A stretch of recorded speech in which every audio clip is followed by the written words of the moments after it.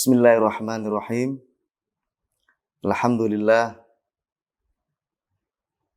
Wassalatu wassalamu ala Rasulillah wa ala alihi wa ashabihi wa man walah. Ashhadu an la ilaha illallah wahdahu la syarikalah wa ashhadu anna Muhammadan abduhu wa rasuluh. Subhanaka la ilma lana illa ma 'allamtana innaka antal alimul hakim. Allahumma 'allimna ma yanfa'una wanfa'na bima 'allamtana wa zidna ilman wa amalan wa fiqhan fid din. Alhamdulillah, insyaallah pada kesempatan kali ini kita akan membaca dan membahas suatu kitab atau kutaib karena dia kecil yang dikarang oleh seorang ulama yang tidak asing lagi bagi kita semua.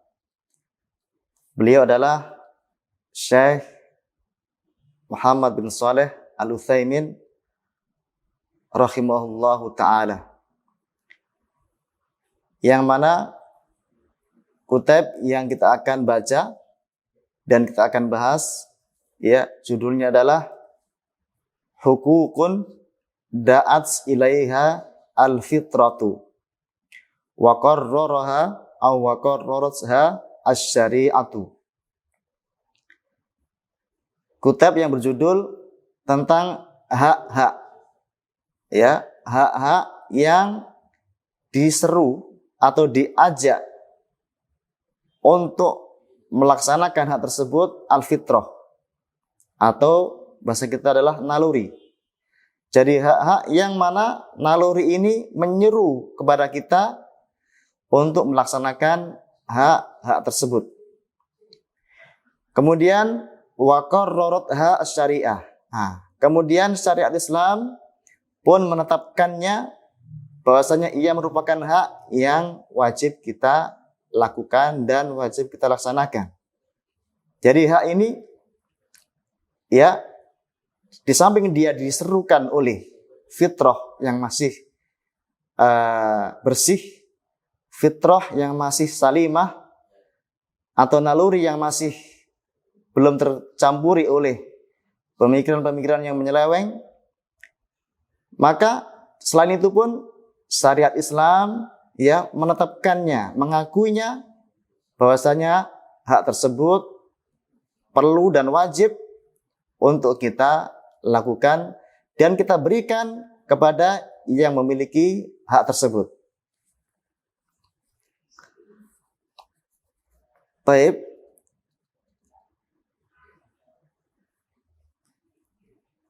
Kita baca tulisan beliau. Langsung kita masuk ke mukadimah, akan tapi kita tidak baca mukadimah di awal. Kita baca perkataan beliau setelah beliau mengatakan amma ba'du. Ya, amma ba'du kata beliau, fa inna min mahasini syariatillah ta'ala mura'atal adli. Kata beliau amma ba'du, setelah beliau mengatakan innalhamdulillah dan sampai akhir. Amma ba'du, adapun setelah itu, perkataan amma ba'du, kata ulama ahli nahwu dan ahli bahasa, amma ba'du itu suatu kalimat atau suatu perkataan yang didatangkan setelah mukadimah, ya, setelah mukadimah untuk menuju kepada pembahasan baru atau kepada apa yang ia inginkan di dalam dia menulis atau berbicara. Ya, amma ba'du, atau dalam bahasa lain pun dia dikatakan faslul khitab. Baik. Sesungguhnya di antara keindahan syariat Allah Subhanahu wa taala mura'atal adli, yaitu memperhatikan dan menjaga keadilan. Ya, di antara keindahan syariat Allah yang Allah wujudkan dengan syariat Islam ini, yaitu apa? Memperhatikan dan menjaga untuk senantiasa berbuat adil. Wa i'ta'a kulli dhi haqqin haqqahu. Dan di samping senantiasa menjaga dan memperhatikan untuk senantiasa berbuat adil, yaitu memberikan setiap orang atau setiap yang mempunyai hak akan haknya. Nah, disinilah ya nanti akan ada hubungannya tentang bagaimana kitab ini beliau karang. Yang mana beliau karang nanti ingin menjelaskan tentang hak-hak ya yang nanti kita akan berikan kepada yang berhak untuk diberikan hak tersebut. Ya, karena termasuk keindahan Islam, keindahan syariat Islam adalah memberikan setiap hak kepada orang yang memiliki hak akan haknya. Inilah indahnya Islam. Dalam Islam tidak ada kezaliman, tidak ada penindasan, tidak ada kecurangan, tidak ada merugikan pihak yang lain yang akan dirugikan. Ya, karena Islam datang adalah untuk memberikan setiap orang yang mempunyai hak akan haknya. Min ghairi ghuluwin wala taksirin. Nah, ketika kita memberikan hak kepada orang lain akan haknya, itu kata beliau min ghairi ghuluwin, tanpa berlebihan. Ya. Wala taksirin, dan tidak pula tanpa mengurangi, tanpa meremehkan. Jadi kita berlaku pertengahan. Ya. Ketika kita misalkan taat kepada Allah, ya, karena Allah punya hak kepada kita, nanti kita akan jelaskan. Maka ketika kita taat kepada Allah, itu tanpa hulu, tanpa berlebihan di dalam taati Allah. Sehingga kita pun tetap memperhatikan hak kita juga. Ya. Tidak boleh seseorang taat kepada Allah kemudian dia melupakan akan hak dia. Tidak boleh dia kemudian meninggalkan semua pekerjaan dari segi urusan dunia. Ya. Sebagaimana ajaran pastor dan sebagainya yang mereka melarang untuk nikah. Ya. Naam, mentaati Allah itu adalah kewajiban, hak Allah kita harus berikan. Akan tapi jangan sampai ketika kita memberikan hak Allah yang kita laksanakan, itu kemudian ya kita mengurangi hak kita juga. Sehingga misalkan kita setiap malam kita tahajud misalkan. Setiap malam dan itu tidak tidur. Maka otomatis akan merugikan kita juga. Dan Allah tidak menginginkan yang seperti itu. Atau misalkan kita senantiasa puasa di siang harinya. Ya. Kita tidak pernah berbuka di siang harinya. Sehingga kalau kita melakukan seperti itu akan merusak tubuh kita. Akan merusak badan kita. Akan merugikan diri kita juga. Atau misalkan seseorang dia tidak mau menikah. Ya. Dia akan menjadi rahib. Ya. Tidak mau menikah. Dalam rangka taat kepada Allah. Ini tidak boleh seperti itu. Jadi, kata beliau, min ghairi ghuluwin, tanpa berlebih-lebihan. Makanya ketika ada sahabat yang datang kepada Rasulullah, ya, mereka mengatakan apa? Ya Rasulullah, ini usolli billail wala arkud. Ya Rasulullah, saya akan sholat malam. Wala arkud, dan saya tidak akan tidur. Kemudian wa asumu bin nahar wala uftir, dan saya akan senantiasa puasa di siang hari wala uftir, dan saya tidak akan berbuka puasa. Saya tidak akan berbuka. Saya senantiasa akan puasa setiap harinya. Kemudian wala atazawwaju nisa, dan saya tidak akan menikah dengan perempuan. Ya. Maka ketika Rasulullah mendengar sahabat bilang seperti itu, ya, Kenapa mereka bilang seperti itu kepada Rasulullah? Karena mereka mengatakan Rasulullah adalah orang yang mulia. Ya, Rasulullah adalah orang yang dosanya telah diampuni oleh Allah. Sehingga mereka merasa kurang ketika mereka melakukan ibadah kepada Allah. Menganggap syariat ini belum cukup bagi mereka. Nah, inilah dari sini timbul apa? Timbul hulu. Maka kata Rasulullah beliau mengatakan apa? Untuk membatalkan pemahaman mereka. Untuk membatalkan apa yang mereka lakukan. Beliau mengatakan, "Inni atqakum lillah wa akhsyakum lillah." Kata beliau, sesungguhnya saya ini adalah orang yang paling atqakum lillah, orang yang paling takwa kepada Allah. Wa akhsyakum lillah, dan orang yang paling takut kepada Allah Subhanahu wa taala. Akan tapi kata beliau, walakinni usolli bil laili wa anamu, atau kama qala Rasulullah. Akan tapi saya juga salat malam.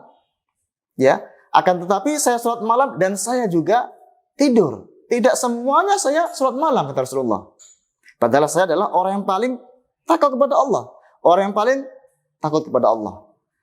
Ya, saya salat malam dan saya pun tidur juga di waktu malam. Kemudian kata beliau, wa asumu wa uftir, dan saya juga puasa. Akan tapi setelah itu saya juga apa? Wa uftir, saya juga berbuka. Tidak senantiasa saya puasa. Kemudian kata beliau, wa atazawwajun nisa, dan saya pun menikah dengan perempuan. Ya, inilah contoh bagaimana seseorang mentaati Allah, bagaimana seseorang memberikan hak Allah. Ya, yaitu apa? Min ghairi huluwin, tanpa berlebihan. Ya. Sehingga setelah itu kata Rasulullah, beliau mengatakan apa? Faman raghiba an sunnati falaisa minni. Maka barang siapa yang membenci sunnahku, maka tidaklah ia termasuk golonganku. Ya. Rasulullah menikah, sunnah itu adalah sunnah. Rasulullah ketika di siang hari puasa, dan juga di siang hari beliau berbuka. Dan Rasulullah di malam hari beliau tidur dan juga beliau salat malam. Itulah sunnah Rasulullah. Maka barang siapa, kata Rasulullah, yang membenci sunnahku, yang tidak melakukan seperti itu, falaisa minni, maka tidaklah dia termasuk golonganku. Baik. Jadi tidak melakukan atau melaksanakan hak Allah dengan secara hulu, berlebihan. Baik. Wala taksirin, dan tidak pula meremehkan. Nah ini. Kalau berbuat hulu fiddin, kata para ulama, di dalamnya ada apa? Ada tasabbuh. Di dalamnya ada tasabbuh bin Nasara. Ya, menyerupai dengan orang-orang Nasrani. Yang mereka tidak cukup dengan syariat Allah. Mereka membuat syariat Islam. Mereka membuat syariat sendiri. Ya. Kemudian kata ulama, dan barang siapa yang ketika beragama kemudian dia mengurangi, atau di situ bermalas-malasan, atau dia tahu akan hukumnya, ya, akan tapi dia tidak laksanakan dan tidak memberikan hak Allah dengan sepenuhnya, meremehkan dan sebagainya, fafihi, ya, tashabbuh bil yahud, maka di dalamnya ada penyerupaan, ya, menyerupai dengan orang-orang Yahudi. Orang Yahudi Allah berikan kepada mereka ilmu yang sangat banyak. Allah berikan kepada mereka kitab. Allah turunkan, ya, kepada mereka ajaran dari langit. Allah utus kepada mereka para nabi. Akan tapi bagaimana mereka sikapnya? Ya, mereka membunuh para nabi. Ya, Nabi Zakaria, Nabi Yahya.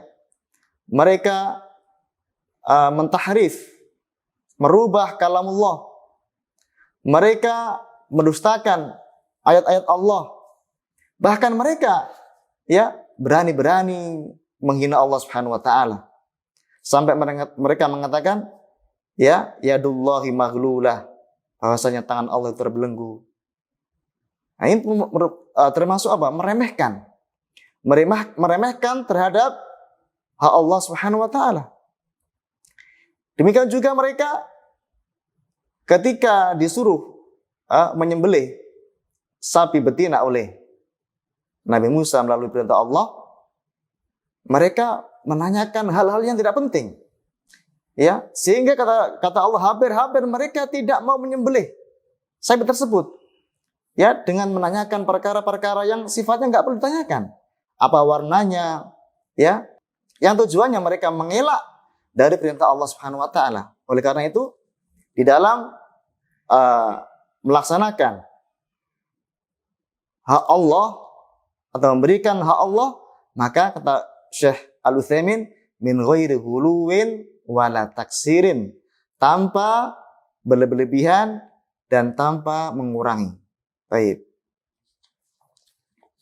Faqad amarallahu bil adli wal ihsani wa ita'i dzil qurba.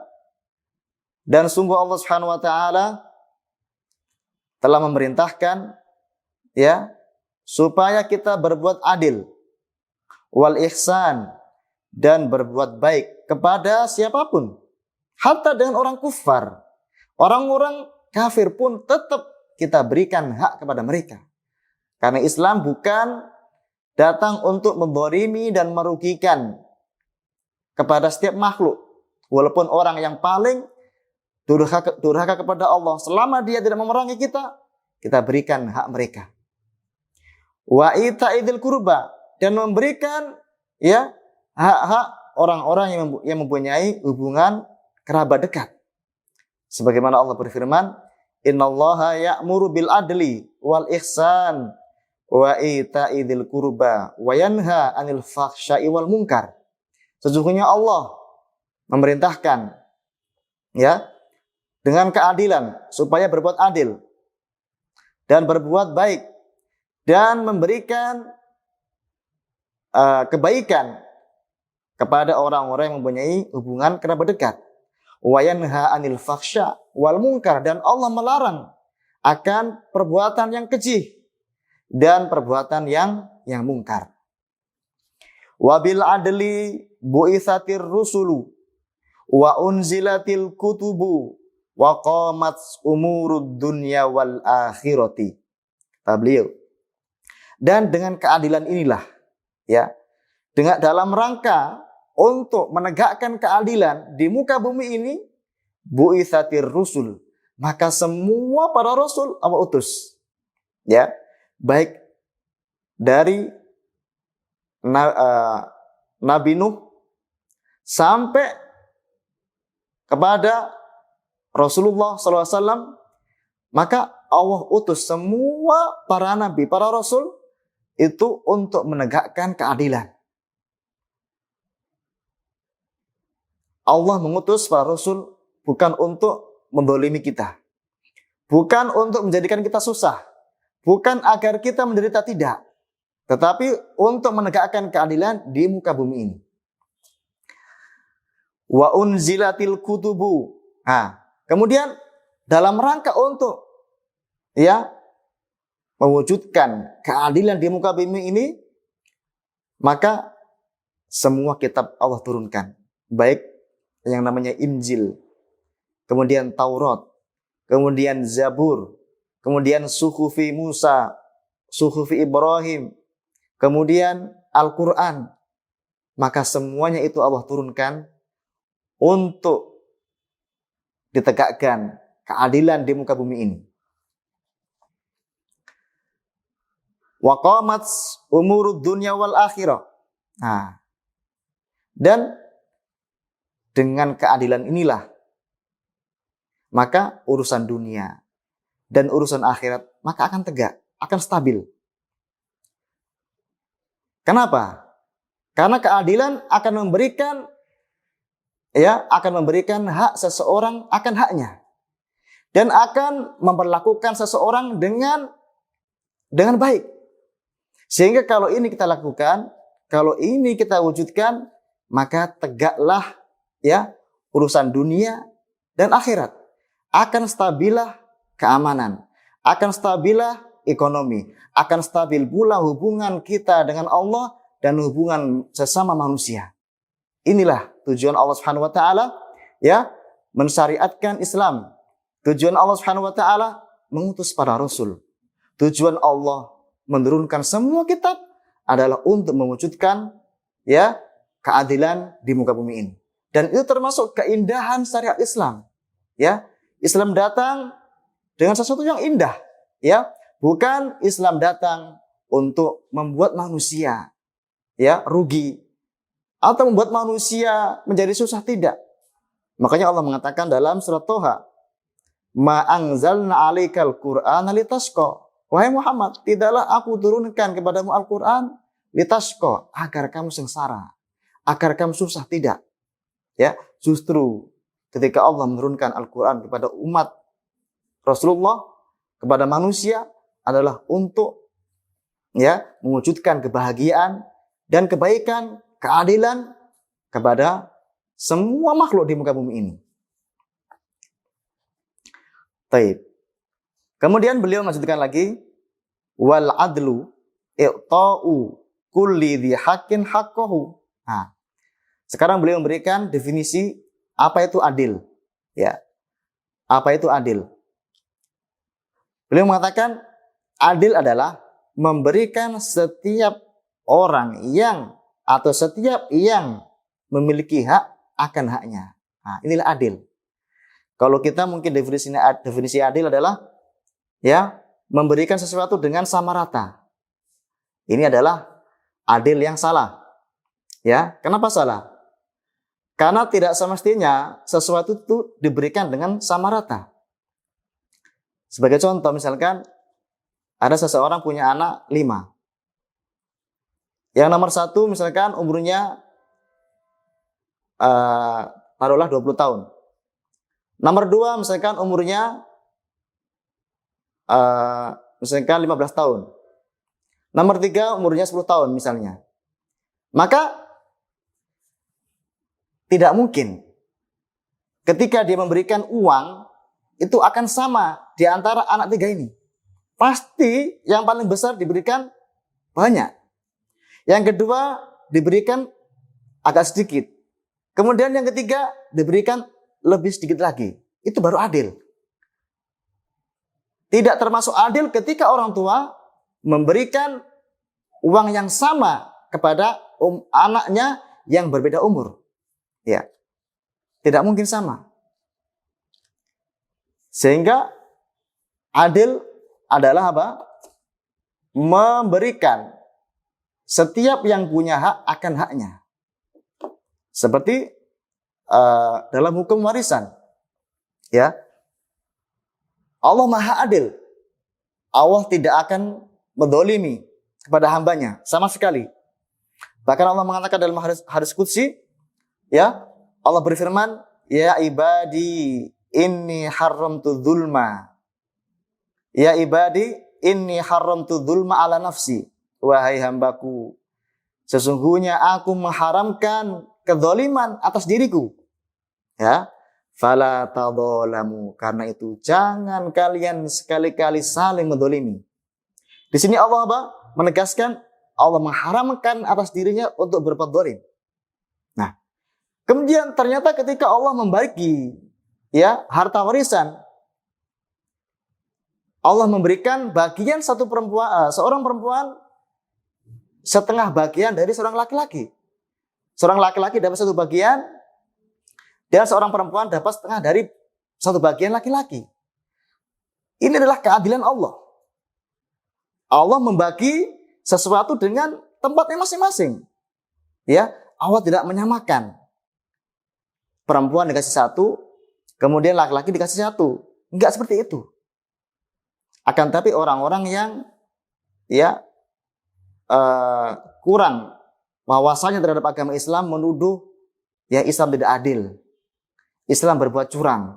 Allah tidak adil, subhanallah. Ini kenapa bisa seperti ini? Ini karena kebodohan, kejahilan terhadap agama Islam ini. Bagaimana Allah yang mengatakan bahwasanya Allah mengharamkan kezaliman atas dirinya, kemudian tatkala Allah membagi warisan dikatakan Allah nggak adil. Islam nggak adil, subhanallah. Ini merupakan apa? Kejahilan dan kebodohan. Makanya ketika Allah berikan warisan kepada laki-laki satu dan kepada perempuan setengah, itulah adil. Kenapa? Karena Allah mengatakan walaisa dzakaru kal untha. Karena perempuan dan laki-laki itu nggak sama. Ketika dia nggak sama, bagaimana diberikan sama rata bagian warisan? Nah, baik. Jadi Islam datang dengan membawa keadilan. Makanya jangan sampai terbesit di benak kita ketika Islam memberikan syariat kepada manusia, kemudian ada rasa bahwasanya Islam mendolimi. Ya, mungkin orang-orang yang punya pemikiran liberal, orang-orang yang punya pemikiran terlalu bebas dalam berpikir, sehingga ketika Islam mensyariatkan agar seorang perempuan memakai jilbab, dan menutup auratnya, dikatakan mendolimi. Islam mendolimi perempuan. Islam mengekang perempuan. Ketika Islam melarang seorang perempuan untuk keluar dari rumahnya, kecuali dengan hajah, ada keperluan, atau seandainya dia keluar bermusafir harus ada mahramnya. Maka sebagian orang yang kurang paham agama Islam ini mengatakan Islam zalim. Islam tidak memberikan hak seorang perempuan akan haknya. Islam mengekang seorang perempuan. Padahal ketika Allah menyuruh seorang perempuan menutup auratnya, menjaga kehormatannya, dan menyuruh dia tinggal di rumah, itulah bukti Islam menghormati seorang perempuan. Kalau seorang perempuan dibiarkan begitu saja, maka apa yang terjadi nantinya? Maka yang terjadi adalah kerusakan di mana-mana. Kerusakan di mana-mana. Makanya Allah menyuruh mereka untuk tinggal di rumah. Itulah bentuk Allah memuliakan para wanita. Baik. Kemudian kata beliau, wa tanzilu kulli dzi manzilatin manzilatahu. Di samping keadilan itu adalah memberikan setiap hak akan haknya, Islam adil juga memberikan atau menempatkan setiap sesuatu itu pada tempatnya. Menempatkan sesuatu itu pada tempatnya. Mendudukan setiap yang punya kedudukan pada tempatnya. Atau dalam bahasa ringkasnya, likulli maqam maqal. Setiap perkataan ada tempatnya masing-masing. Setiap sesuatu itu ada tempatnya. Itulah keadilan. Dan Islam datang dengan dengan membawa keadilan. Tidak mungkin Islam memberikan suatu hukum kemudian itu tidak pada tempatnya. Enggak mungkin. Kalau seandainya itu seakan-akan bertentangan dengan akal kita, maka akal kita harus mundur. Akal kita taruh belakang dulu. Kita kedepankan syariat Allah. Karena yang paling tahu akan kebaikan. Yang paling tahu akan sesuatu yang memberikan maslahat kepada kita adalah Allah, bukan kita. Karena Allah mengatakan, ala ya'lamu man khalaq wa huwal latiful khabir. Tidakkah Allah itu tidak mengetahui? Atau apakah Allah yang telah menciptakan itu tidak mengetahui terhadap apa yang ia ciptakan? Tidak mungkin. Ini istifham ingkari. Tidak mungkin Allah tidak mengetahui sesuatu yang akan memberikan maslahat dan kebaikan kepada apa yang ia ciptakan. Peraturan yang Allah terapkan kepada manusia, tidak mungkin Allah tidak tahu kalau itu nggak baik. Pasti Allah tahu itu baik. Wa huwal latiful khabir. Dan Allah maha lembut, lagi maha mengetahui. Bagaimana manusia, dia merasa mengetahui bahwasanya ini bermaslahat buat saya, peraturan ini bermaslahat buat saya, peraturan ini membuat mudarat kita. Bagaimana dia tahu? Padahal dia hadir di dunia ini, Allah datangkan. Allah hadirkan dia di muka bumi ini. Allah ciptakan dia di muka bumi ini tanpa keinginan dia. Tanpa kehendak dia. Kehendak siapa? Kehendak Allah. Ketika dia hadir di muka bumi ini, bukan kehendak dia, bukan keinginan dia. Akan tapi mutlak kehendak Allah. Maka yang berhak mengatur dirinya bukan dirinya sendiri. Akan tapi yang berhak mengatur dirinya adalah Allah Subhanahu wa taala. Baik, kita cukup Insya Allah sampai di sini dulu, ya. Dan kita lanjutkan pada kesempatan yang akan datang, dan insya Allah pembahasan yang seterusnya tetap kita membaca per hurufnya beliau, ya. Kita baca per kalimatnya. Baik. Kita akhiri. Wa sallallahu ala nabiyyina Muhammadin wa ala alihi wasallam walhamdulillahi rabbil alamin.